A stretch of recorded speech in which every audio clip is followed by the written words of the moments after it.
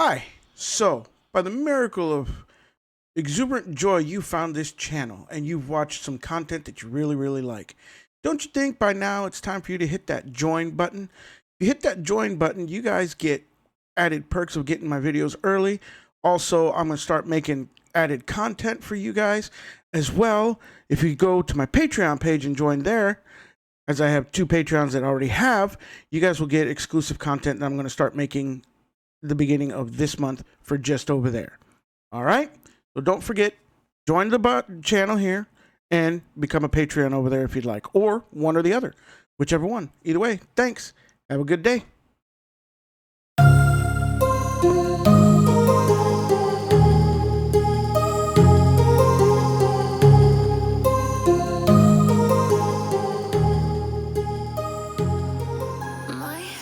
Okay, guys, how you guys doing? There's a slight change in the video. I was going to do a two-part session, but it's entirely too long. I'm going to make it 4 parts. It's going to be the actual installing a MariaDB. Then it's going to be the Apache web server installation, and then the NextCloud install on this series of videos. We're going to make it into a full-fledged large series. I thought I was going to be able to do it in 2, but I can't, so sorry about that. But either way, guys, continue watching the series. It's going to be great. You're going to be able to get your NextCloud set up and do what you need to do. Now, let's go ahead and watch. We're going to install Apache. Now, Apache is what serves up the www server. Okay, so to do that, you're going to install this long string, and this is, and some of these, like I said, they're very long. Yes, like the grant all privileges one for MariaDB was a little bit longer than most that we've done so far, but you know, it's still lengthy enough that copying and pasting helps. But this one can be useful for the copy and paste, and it's going to be installing a bunch of PHP commands to install Apache. Now, yes, I know some of you are going to be like, but there's no Apache 2 listed in there for the web server to be installed. Well, in these PHPs, part of the dependency is that it needs Apache 2 installed. So by installing these dependencies, ergo, it's going to by default install the Apache 2 web server. So we're going to copy and paste this command, or you can type it if you want to take the time, pause the video, type it. I'll make it just a little bit bigger for you.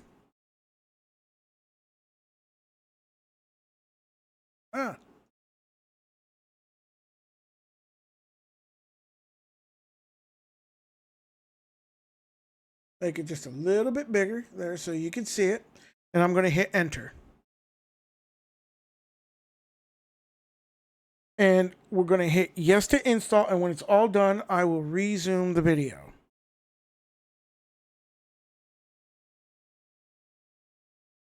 Okay, so Apache is done installing. It was Apache 8.1. That is something to remember, because in some of these writings in the commands that we're using from this blog, at that time it was 7.4, and we have to change that to the 8.1.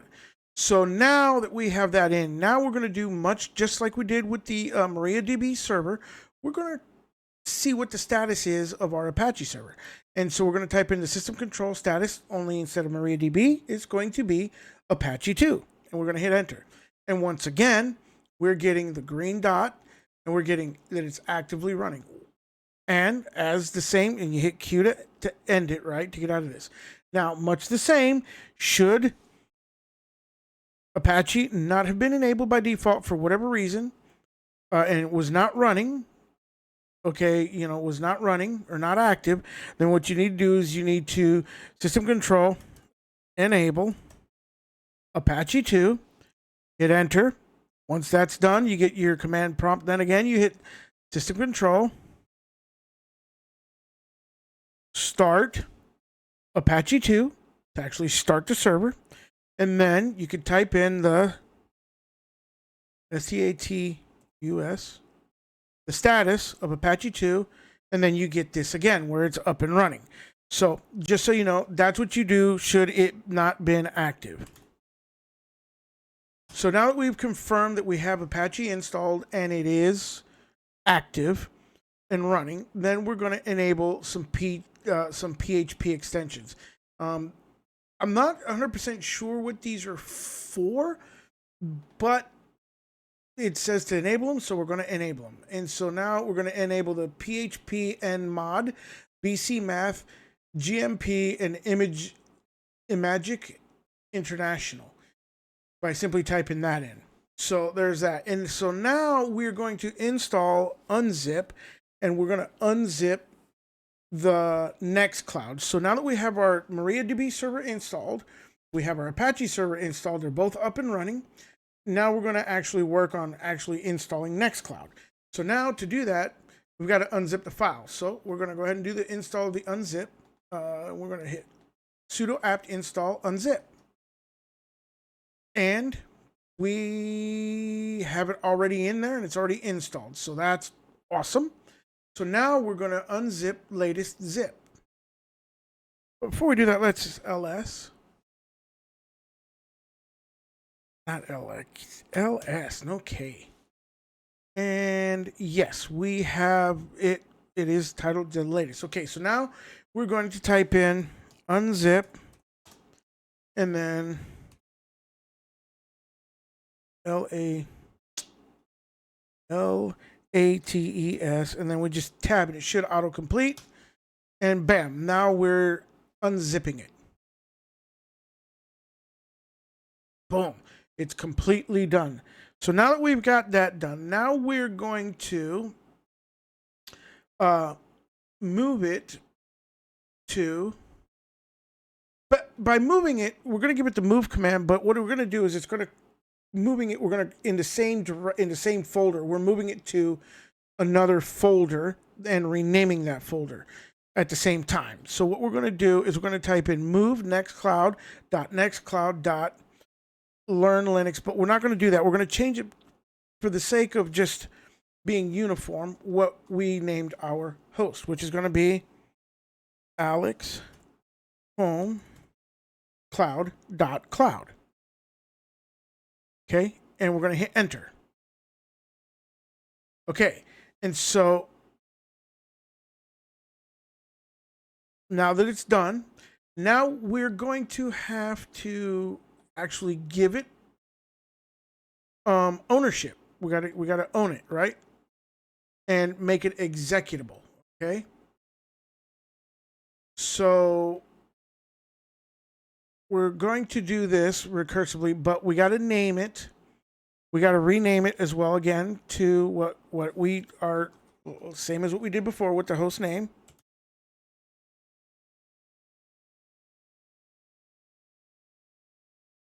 So now we've done that. And then now we have to move it to the folder of where it's going to be served from. Okay, so, and that's going to be in the var and the www folder. So we're going to type move, but you got to give it sudo privileges because in your home directory, you don't need sudo privileges to write things to it. But in a root directory, you have to give it sudo privileges. So we're going to type in sudo and then the move command, and we're going to move it. But remember, we got to name it to the right thing of what we're going to call it for uniformity, which is going to be the nextcloud.alexhomecloud.cloud. In my instance, in yours, it'll be whatever you decided to name your host. And so we're going to type that and we're going to do that. And there we go. Now it's there.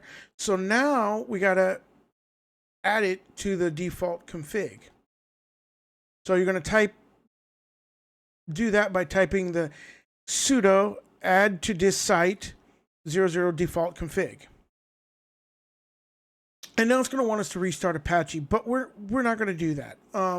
A way to also tell if your Apache's up and running is to type in localhost, and it's going to give you the default Apache or Apache site text that's going to tell you that it's working. I typed it wrong, and I typed it in the search, not the local the URL. You want to type it in the URL line. And now we have, see, the default Apache page is up and it's saying it works. So, but also if you type in Alex Home Cloud in here, it should work as well. second. Okay, so let's try typing in the actual IP address 0.1.1. Oh, funky there. Get rid of that. Type 1.1. And yes, it is working on the loop back as well. So we're good to go that it's actually working. So now that's the default conf. So now we are going to create our configuration for NextCloud. So to do that, we got to do the actual site. Okay, so now we're going to type in using nano, and we're going to edit the .config file for NextCloud. Only we are going to change it. And we have to change it to what we changed it to.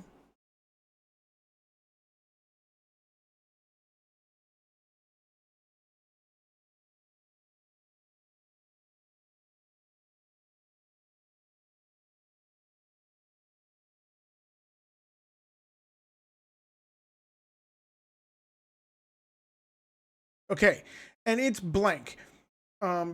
So we're going to add this following thing. And once again, this is where that copying and pasting is going to work. We're going to copy and paste this information into here. And I'll leave it here for a minute. So if you want to pause the video, you can actually read it and, you know, type it if you want. But it's also going to be in the vlog post in the description as well. So you could use that to do it as well. So anyhow, there's that. So now we're going to write the file by hitting the Control-0. How about we do it while we're in the Control-0. We're going to hit Enter, and then we're going to hit Control-X to close out of it. Well, we made a mistake, and we got to go back and we got to fix this. On that last actual line that we added when we created the config file for Apache, where we put in that virtual host command, we need to edit that. There's a couple of things that we forgot to edit out.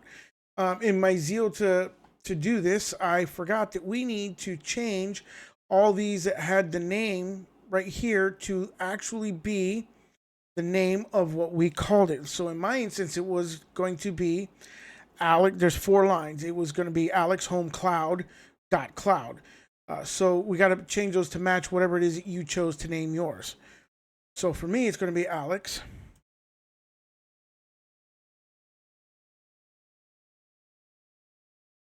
Okay, just like that. So you got to go through and change all of these to that.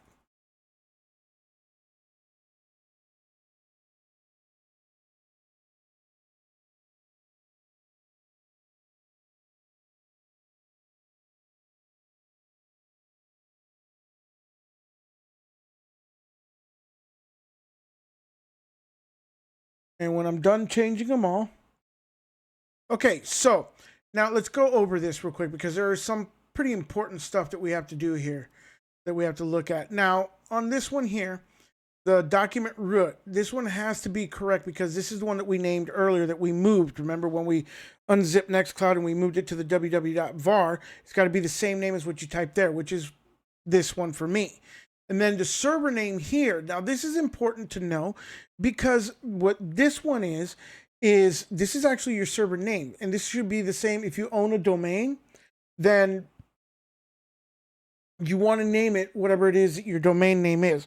If you have it over at GoDaddy, DuckDNS, or, you know, WordPress, or wherever you have one registered, then you would name it this to redirect it. DuckDNS is one that I would definitely consider using because most residential people that are going to install this don't have a static IP address. And so with DuckDNS, it allows you to use a dynamic address, IP address like you would have on your residential service, and use this kind of instance with that. So if you guys want me to do a video on connecting and using DuckDNS as a domain name server publicly to do this, let me know by dropping a comment in the video, please. and I will do a video on that as well, on how to use DuckDNS to connect your NextCloud instance to make it publicly accessible to you through any internet place in the world. But as of right now, once again, it'll be on your local network only that this is available. So that being said, now that we've changed these, now you want to, once again, you want to save the file, and you want to hit Control X to, oh, we got to hit Enter, and then Control X to get out of it. So now that we have that done, now we're gonna have to enable the site now. Now we're gonna type, since we made those changes, we're gonna do this. We're gonna type in that add to end site Apache config file, and then we're gonna name this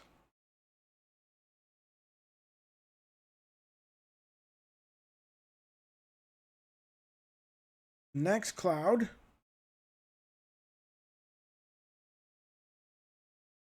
Dot.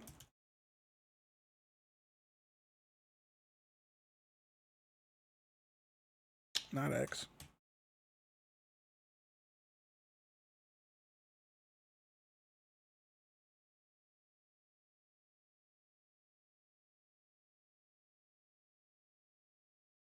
To the alexhomecloud.cloud.conf file.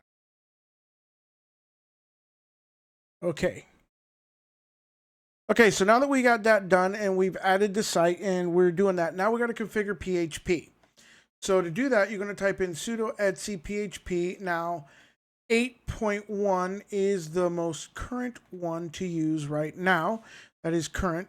In some of the other documentation you'll find throughout the web, it's PHP and then /7.4. But you got to change it to 8.1 if you're doing it as of today. So we're going to hit that, and we are now in there. And so now we've got to change some things in PHP. Now to do that, there are some parameters that we're going to set. And this is a really long file, really, really long. And so we're going to use a search function to get to the lines to where we need to change it and change it. Now, once again, this blog post, it'll have these parameters that we need to adjust will be in the description. So you could look it up there and find out which ones they are. But for right now, what you're going to do is you're going to hit Control W. What? Hang on. Okay, now we got it back. So now that we're in here, you're going to hit the Control W for search. And then you're going to type in the first part. Like the first one's going to be memory limit. So we're going to type in memory, hit enter. And then here we are, right? Here's the line that we need, memory limit. So we're just going to navigate down there by bringing our cursor down there. We're going to change this to 512. And then we're going to hit Control W again. And we're going to type in upload. And then underscore max. And it's going to be the max file size. We're going to change that to 200 megabytes from 2 megabytes. So all we're going to do is we're just going to add a couple zeros here. Oh, not in front of the 2, but behind the 2. And so we're going to hit the Control W again. And then we're going to change the max execution. So we're going to type in max underscore exec, enter, and we have max execution time, which we're going to set it from 30 to 360. We're just going to add a 6. Okay, then we're going to hit Control W again, and we're going to hit post underscore max size, which is what we're looking for. We're going to change that from 8 megabytes to 200 megabytes.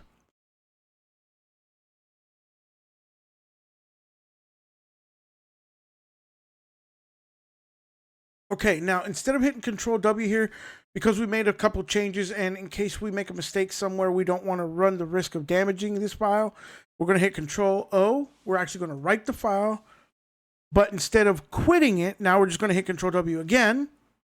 So we saved the file, and now we're going to go into date and time. We're going to look for the date.time zone that we're looking for, and we're going to change that. So we're going to do date.time. Hit enter, Oh, I typed in the wrong thing. We're going to do date dot. And so now here we are. So now if you're not sure what your time zone is that you live in, that web page that's above it right here, as you see in the blue, this web page right here is one you can go to, and it'll tell you what time zone you live in. But what we're going to do is we're going to uncomment this out, because you can see it's commented by that semicolon, and then we're going to actually type in your date and time zone that you live in. Now I know mine, which is going to be America.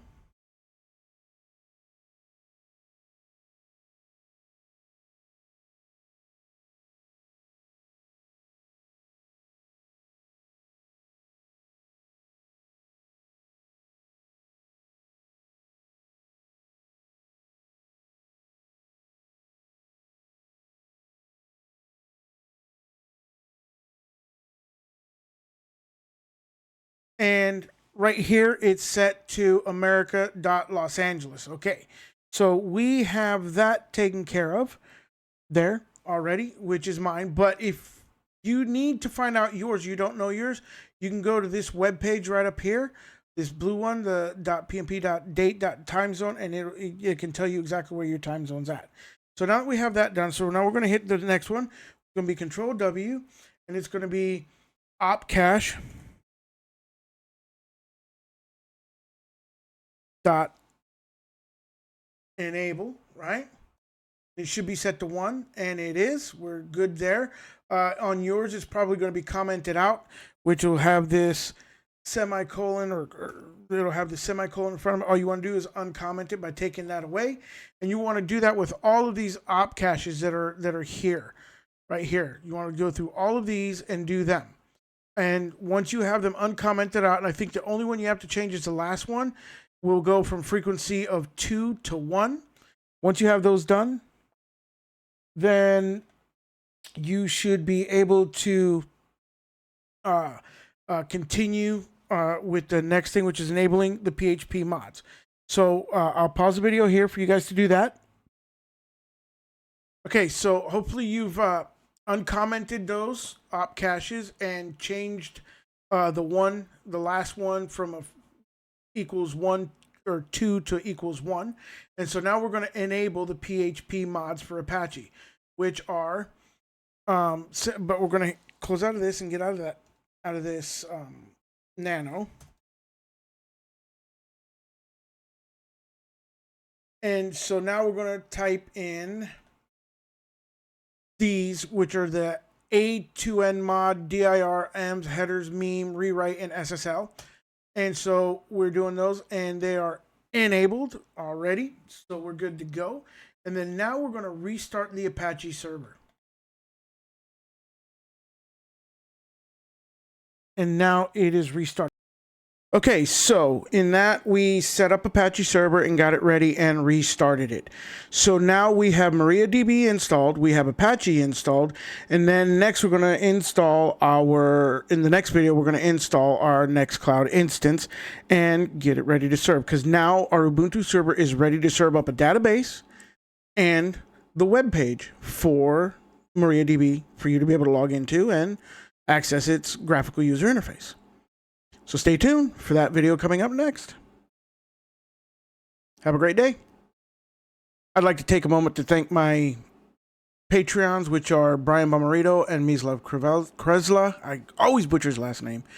But anyhow, thanks to those two. They help keep the lights on, the shop running, all that good stuff. Also, Mislav is a member of the channel as well. He supports me in both ways. And I greatly appreciate him, and I appreciate Brian as well. Thank you guys so much for what you guys do. It means the world to me. If you'd like to become a member, don't forget to join or go over to Patreon and join over there. And you'll get shout outs just like these two. Thanks so much. Bye.